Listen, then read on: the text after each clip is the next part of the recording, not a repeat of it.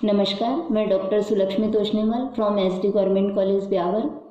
हमने देखा था लास्ट वीडियो में कि मार्केट सेगमेंटेशन में किस प्रकार की स्ट्रेटजी को अडॉप्ट किया जाए जिससे वो मार्केट में अपना स्थान उच्च बना सकती है और उस बाजार खंड पर या उस मार्केट में अपनी वस्तुओं को ज़्यादा अच्छी तरह से विक्रय कर सकती है। अब हम इसी के अंतर्गत देखेंगे कि जो लक्ष्य बाजार व्यूह रचना अपनाई जाती है तो उसको कौन कौन से ऐसे फैक्टर्स होते हैं जो अधिक मात्रा में प्रभावित करते हैं, या इसके कौन से इस तरह से प्रिंसिपल्स है कि जिनको यदि अपन ध्यान में रखें तो अपन ने जो बाजार सेगमेंटेशन किया है तो वो उसमें अपन ज़्यादा सफल हो सकते हैं।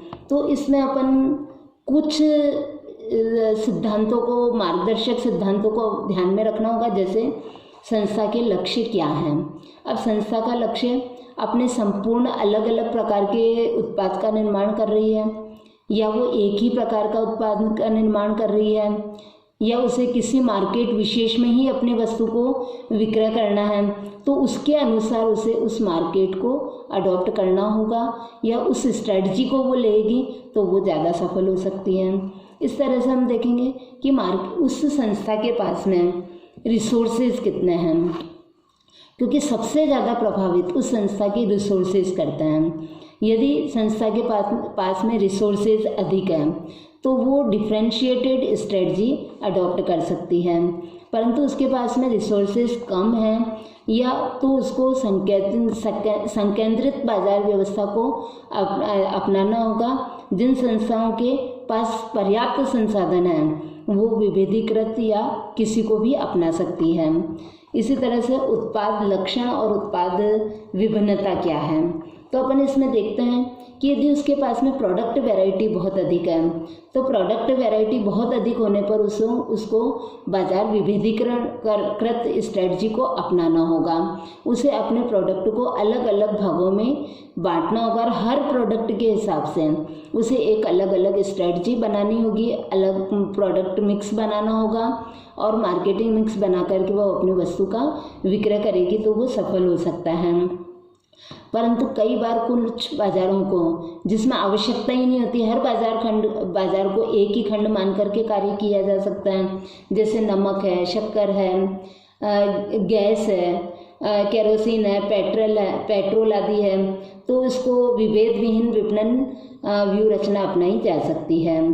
परंतु उत्पाद के लक्षणों में यदि अंतर है तो उसे अलग अलग स्ट्रेटजी अपनानी होगी। तो इस तरह से जैसे कोई विलासिता की वस्तुएं बना रहा है तो उसे उस विलासिता की वस्तुओं के उस हिसाब से उस मार्केट विशेष पर अपना ध्यान केंद्रित करना होगा।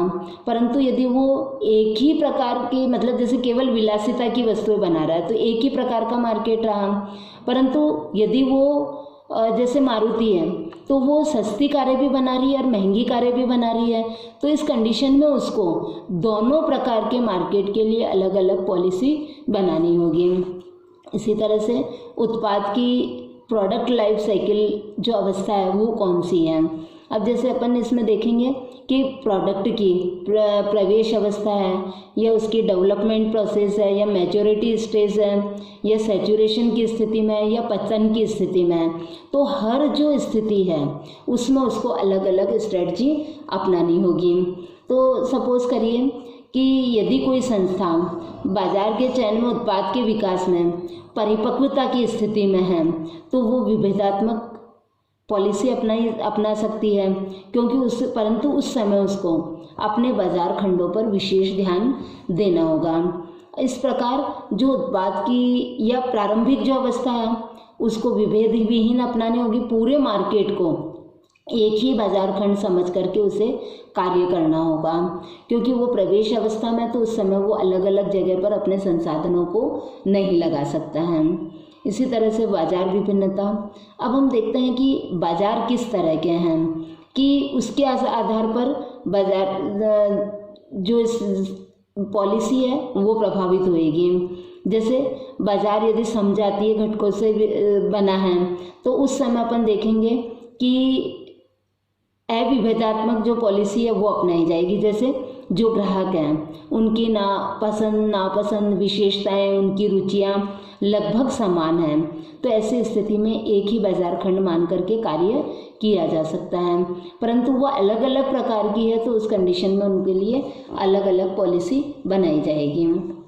अब इसके सबसे महत्वपूर्ण प्रश्न है कि आज का ज़माना प्रतिस्पर्धा का युग है, तो यदि कोई भी उत्पादनकर्ता उत्पादन कर रहा है तो उसको प्रतिस्पर्धा को ध्यान में रखना पड़ेगा। तो उसका अपने लक्ष्य बाजार में सबसे पहले देखना होगा कि कितने प्रतिस्पर्धी है, कौन इस वस्तु के क्षेत्र में कार्य कर रहे हैं। तो यदि प्रतिस्पर्धी विभेदात्मक, संकेंद्रित या अविभेदात्मक पॉलिसी अपना रहा है तो उसे भी उसी तरह की पॉलिसी को अपनाना पड़ेगा। परंतु ये भी आवश्यक नहीं है, कभी कभी वो उससे विपरीत पॉलिसी भी अपना सकता है। जैसे सारे जो प्रतिस्पर्धी हैं यदि वो विभेदात्मक अपना रहे हैं तो वो अविभेदात्मक पॉलिसी अपना करके संपूर्ण बाजार या संपूर्ण वस्तुओं को कम लागतों पर उसका सेल्स प्रमोशन कर सकता है। तो इस तरह से वो अलग अलग अपनी खुद की पोजीशन, कंपटीटर्स किस तरह की पॉलिसी को अपना रहे हैं, उन सबको ध्यान में रख करके उसको अपनाना पड़ेगा। फिर आता है सबसे महत्वपूर्ण कि गवर्नमेंट की पॉलिसी क्या है, क्योंकि सबसे अधिक गवर्नमेंट की पॉलिसी प्रभावित करती है कि जैसे कभी कभी सरकार किसी बाजार खंड पर किसी वस्तु के विक्रय पर प्रतिबंध लगा देती है, करों की मात्रा में फर्क हो सकता है। तो इस तरह की जो उसकी कर नीति है उसके आधार पर उस बाजार खंड में अपनी को प्रभावित कर सकती है। तो उस बाजार खंड के उस पॉलिसी के आधार पर उसे अपने बाजार खंडों का चयन करना पड़ेगा। फिर अपन सबसे महत्वपूर्ण देखेंगे, क्योंकि आजकल ग्राहक भी बहुत अवेयर है कि जो संस्था है क्या वो सोशल रेस्पॉन्सिबिलिटी उसमें है या नहीं है। तो हर संस्था को सोशल रेस्पॉन्सिवनेस रखनी होगी और यदि उसमें सामाजिक संवेदनशीलता है तो उसे समाज की आवश्यकताओं अपेक्षाओं को समझना होगा और आवश्यकताओं व अपेक्षाओं के हिसाब से ही उसे अपनी विपणन व्यूह रचना का निर्माण करना होगा और लक्ष्य बाजार के चयन में उसे इन तीनों स्ट्रेटजीज में से उसी हिसाब से चयन करना पड़ेगा, तभी वो जाकर के सफल हो सकती है। तो हम कह सकते हैं कि जो ये घटक अपन ने देखे ये घटक पृथक पृथक कार्य नहीं कर सकते हैं, हर एक घटक का अपना महत्वपूर्ण स्थान है। तो इन सबको ध्यान में रख करके, एक साथ ध्यान में रख करके उसे अपनी सेल्स स्ट्रेटजी को अडॉप्ट करना होगा। Thank you.